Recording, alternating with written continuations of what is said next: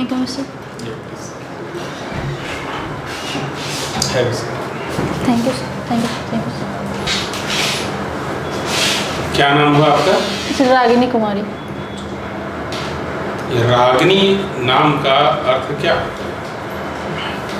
Sir Ragini generally राग से related मतलब होता है, राग वगैरह ऐसे।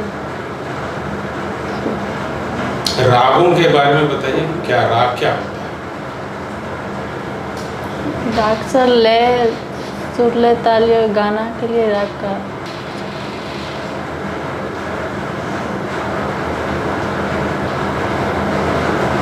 रागिनी आपका होम डिस्ट्रिक्ट है पटना। Yes sir. पटना का पुराना नाम क्या है? सर पाटलिपुत्रा, अजीमाबाद, कुसुमपुर। किस किस समय में पटना का नाम बदला गया और क्यों बदला गया? सर पुराने समय में कुछ औरंगजेब के टाइम, शेरशाह के टाइम और मतलब मुग़ल से बादशाह लोग के टाइम बदला गया था। वो लोग अपने अपने प्रशासन के अनुसार नाम को चेंज करते। पटना का ऐतिहासिक महत्व क्या है? सर पाटलिपुत्रा, यहाँ गुरु नानक देव का जन्म हुआ और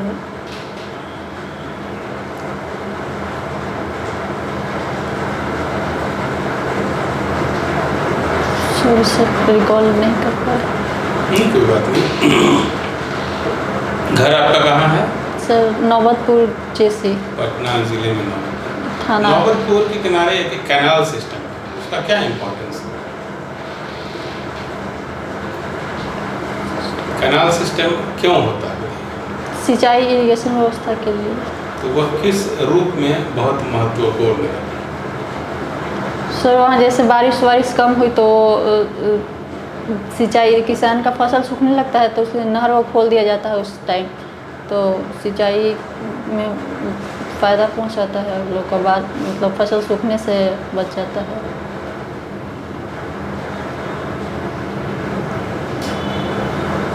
उसका इकोनॉमिकल टर्म में भी हुआ ना कुछ उसका बेनिफिट्स नहर का?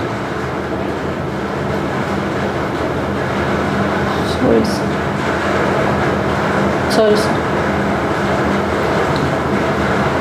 जल निकासी के लिए जैसे कि हमारा ये हो गया, आपका नहर हो गया, तो सिंचाई के लिए यूज़ हो रहा है।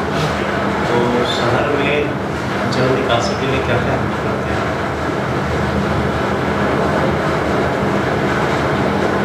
किस तरह का सिस्टम बनाते हैं, कुछ आइडिया है इसका?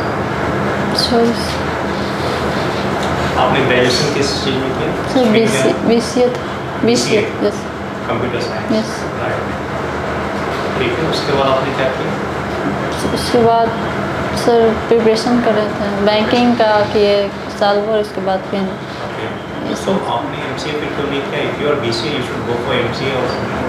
Then after BCA, you are going for banking. Sir एक घर का कुछ इकोनॉमिक का कंडीशन उतना सही था नहीं, मतलब उसमें MCA करने में तो कुछ आर्थिक लगता है सर, पैसा लगता है। तो BCA में आपने क्या क्या पढ़ा सब्जेक्ट्स? सब्जेक्ट सर BCA में फर्स्ट ईयर में बेसिक चीज़ कंप्यूटर एप्लीकेशन के बारे में, या फिर सेकेंड ईयर में सर C लैंग्वेज बताएगा। प्रोग्रामिंग को आप डिफाइन कर सकती हैं? What is programming? Sir programming language होता है जो, सॉरी सर। कोई बात नहीं यार, घबराइए नहीं, ठीक है। रागिनी जिससे मिली, चूँकि आपने BCA किया है, आर्टिफिशियल इंटेलिजेंस क्या है, क्या आप जानती हैं? सर AI ये कृत्रिम बुद्धिमत्ता जिसको कहते हैं, ये मतलब मानव की तरह व्यवहार करता है और किसी भी कार्य को मतलब बताने पे आदमी की तरह करता है। तो आपने सोशियोलॉजी की भी पढ़ाई की है और कंप्यूटर की भी पढ़ाई की है, तो बताइए कि यदि आर्टिफिशियल इंटेलिजेंस आ जाएगा तो उसका हमारे समाज पर क्या प्रभाव पड़ेगा? सर इसके पॉजिटिव और नेगेटिव दोनों एस्पेक्ट हो सकते हैं।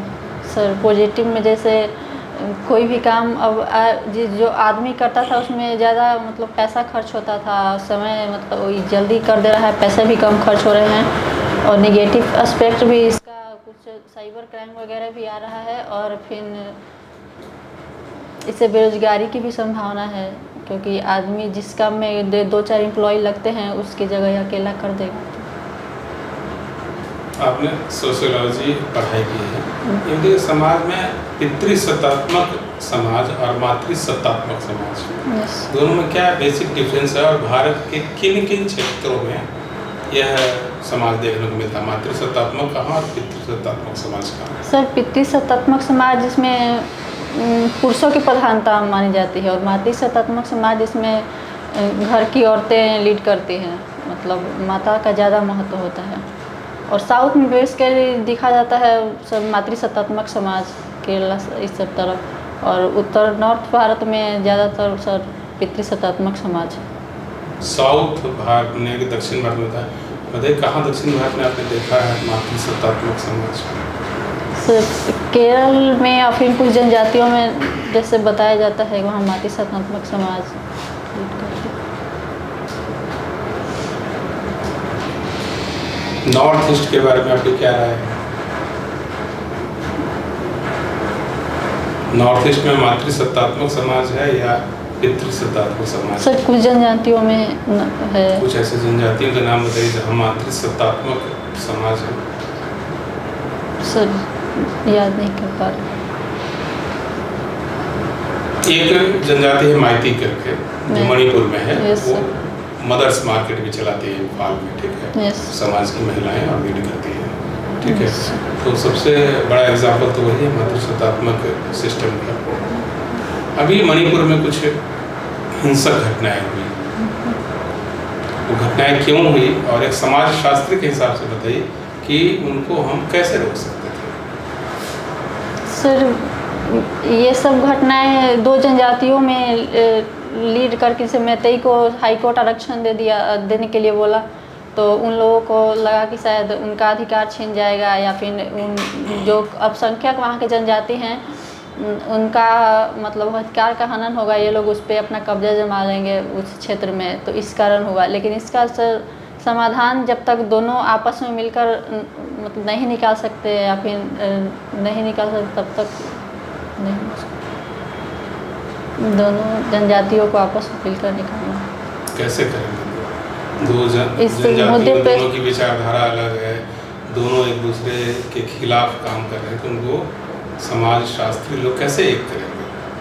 सर दोनों को पहले दोनों के पक्ष को समझना पड़ेगा, उनकी क्या मांग है, उनकी क्या मांग है।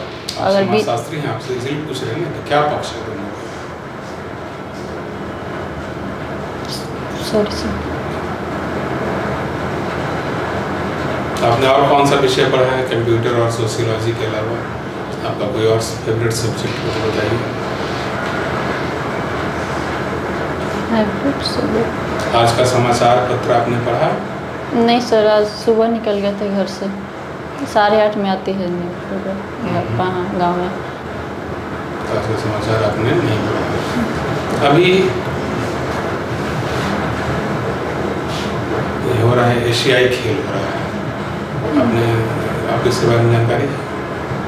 सर सुने थे भी, देखिए कहाँ हो रहा है? हम नहीं सर।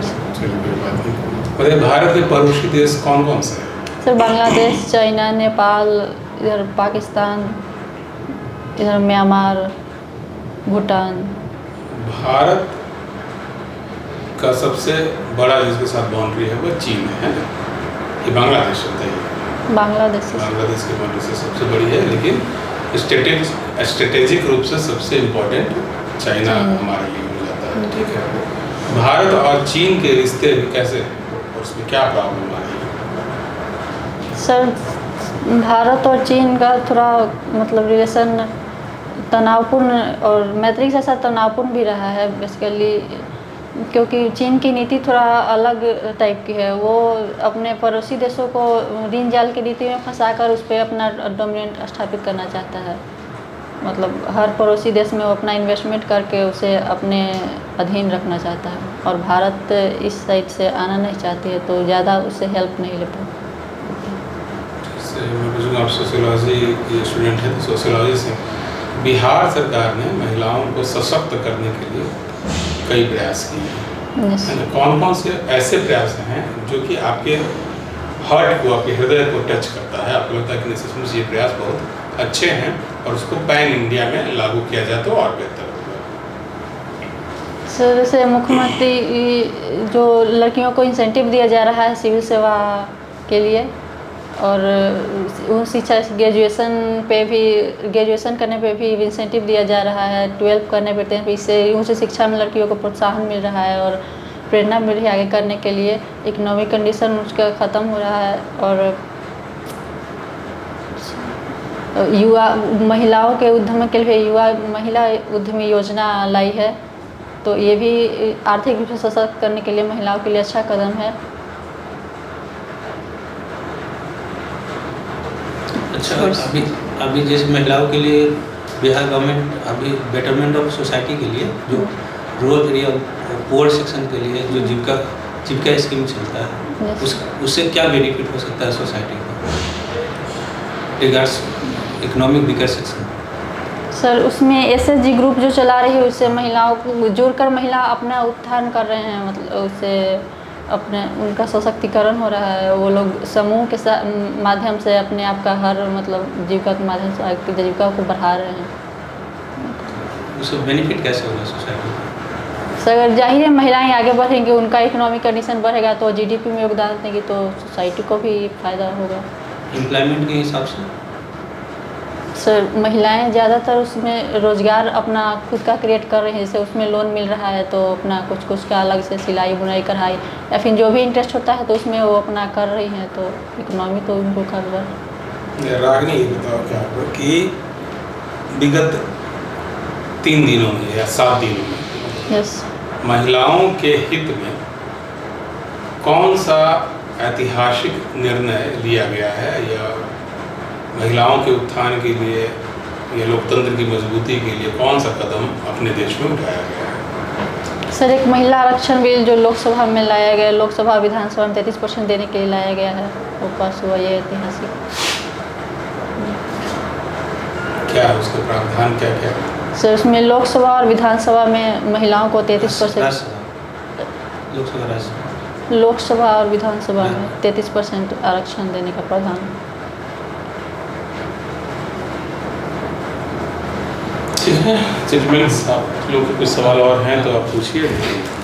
आपको क्या लगता है सरकारी जो योजनाएं चल रही हैं क्या वो सही दिशा में चल रही हैं?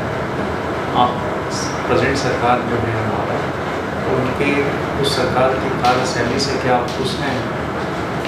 सर सरकार योजनाएं सही चला रही है, लेकिन उसका इम्प्लीमेंटेशन में भले थोड़ा बहुत कमी या फिर कुछ आगे पीछे रह जाता, पर योजनाएं तो सही लाती ही हैं। उसमें इम्प्लीमेंटेशन पर थोड़ा सा ध्यान देना होगा कि और जो वंचित वर्ग हो जिसके लिए लाया गया है उसको और अच्छे से प्रोवाइड हो, उसको उसके बारे में जानकारी हो, उसका लाभ उठा सके। पॉलिटिकल पार्टी में आपका बिलीव कैसा है? किस पार्टी को आप प्रेफर करते हैं? सर जनरली हम पॉलिटिकल पार्टी में बिलीव करते नहीं हैं, मतलब जो कोई अच्छा काम करता है उसका सपोर्ट करते हैं, और कोई फाइनली कोई पॉलिटिकल पार्टी किसको फेवर करती है? पर्सनली कोई पार्टी नहीं है। किसी पार्टी को फेवर नहीं सर। आपको समाज सुधार के लिए मौका मिले तो आप किस एजेंडा पे काम करना चाहिए? सर पहले महिलाओं के लिए शिक्षा व्यवस्था, उनका स्वास्थ्य, उनका सबसे महत्वपूर्ण आपको क्या लग रहा है समाज सुधार के लिए? सर शिक्षा। उसके बाद प्राथमिकता किसको देंगे? सर उनका स्वास्थ्य, उनकी इकोनॉमिक मतलब बढ़ा। महिलाओं की स्वास्थ्य। Yes sir. Health is for everyone. Yes not only for women, right? जी सर, लेकिन प्राथमिक मतलब बोलने पर शिक्षा और स्वास्थ्य महिलाओं पे, उसके बाद फिर औद्योगिकरण, कौशल विकास, ये सब जनरली सबके लिए। चलिए, थैंक यू। ठीक है सर।